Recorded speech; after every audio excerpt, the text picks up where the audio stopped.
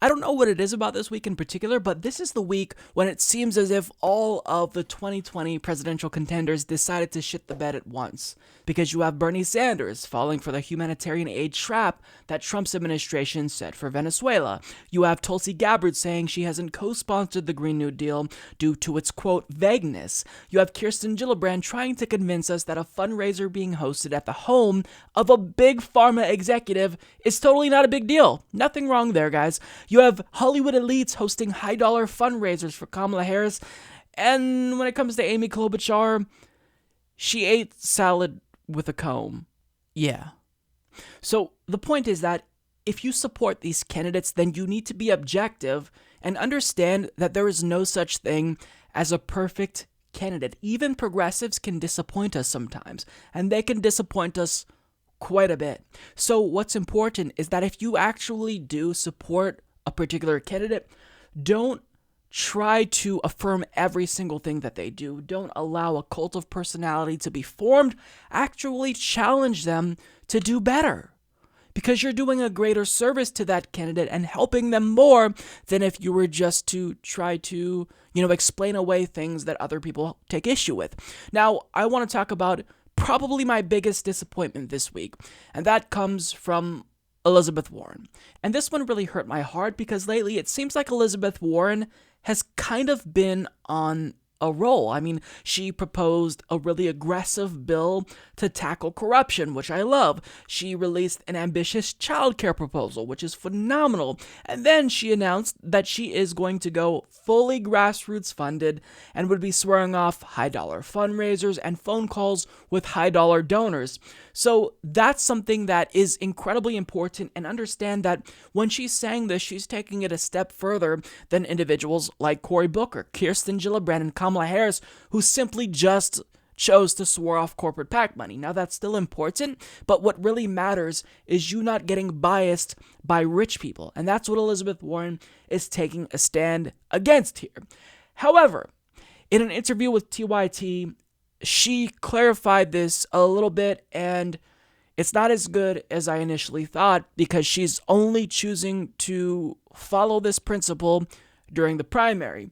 However, when it comes to the general, in the event she wins the Democratic Party's nomination, all bets are off, and she will be taking money from high-dollar donors and doing these fundraisers. I wanted to ask you, you mentioned earlier that you don't believe in unilateral disarmament. So does this only apply in the primaries, or will you carry this over to the general election or any other election you'll have going forward? So this is for primaries. Look, I do not believe in unilateral disarmament. We need to win.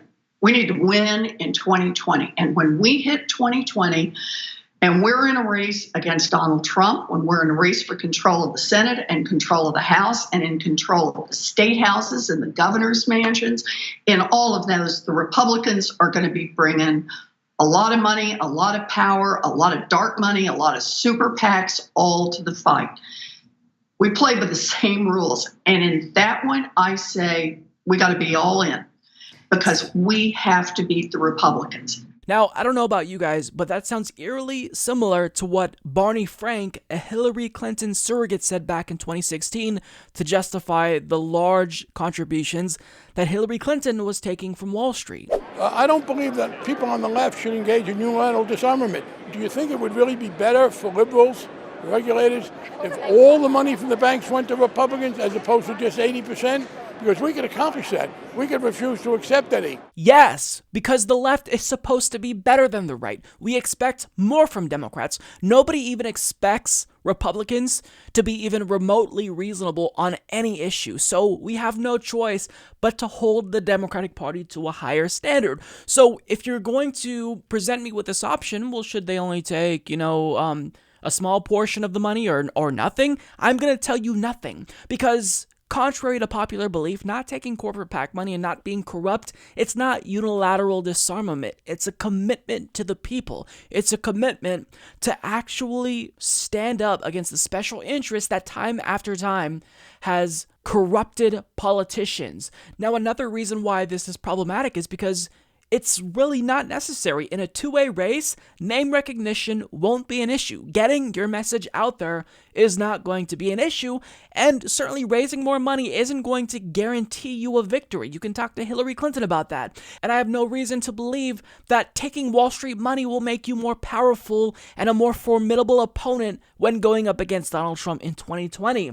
So the problem here is that if you agree to take money from morally reprehensible industries like Wall Street and Big Pharma, that creates a conflict of interest, and we can't expect you to represent us if you've taken their money.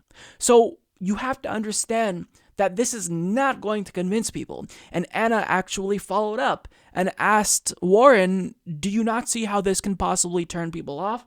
And her response wasn't satisfactory. Are you at all concerned, though, that if you pivot toward accepting money from big donors, that would turn some of the, I want to say progressives, but it's not just progressives who want to see the abandonment of big donors. Most voters are concerned about this issue. Are you at all worried that they would stay home during the general election if you pivot toward accepting that money? Look, I think that what we've got right now is we got to show what we can build. Person to person to person to person across this country.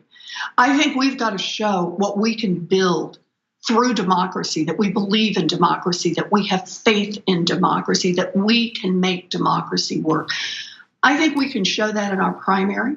I think then we can just be tough as nails and take on Donald Trump, take on the Republican senators and congressmen in the general election, and then we've got to change the laws. In other words, no.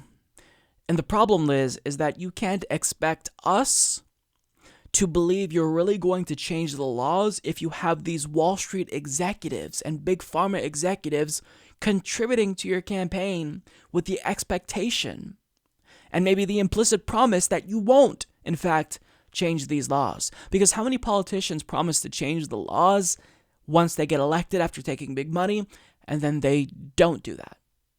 They do the bidding of the industries that got them into office. It's happened countless times.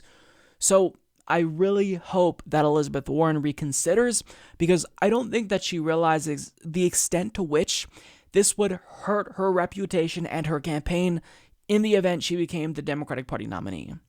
If you're going to swear off corporate PAC money and top dollar fundraisers, then see it all the way through. Don't just do it during the primaries, because it's not unilateral disarmament.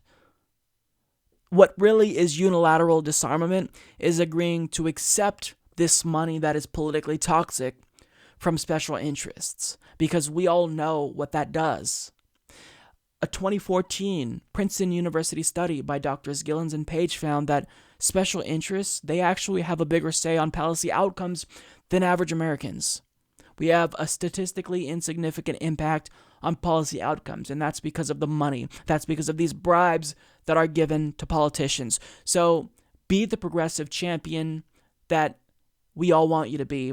Say no to fundraisers and see this all the way through, Warren, please, because this is something that I cannot tell you would damage you to an extent that it did Hillary Clinton potentially. It would turn off the base, and if you want to beat Trump, then what you need to do is make sure that your base is excited. And I could promise you this, you're not going to excite anyone if you're taking all this lobbyist money and attending these rich fundraisers with billionaires and millionaires.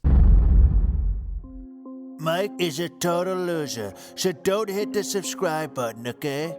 And whatever you do, folks, do not hit the notification bell either. Mike treats me so unfairly.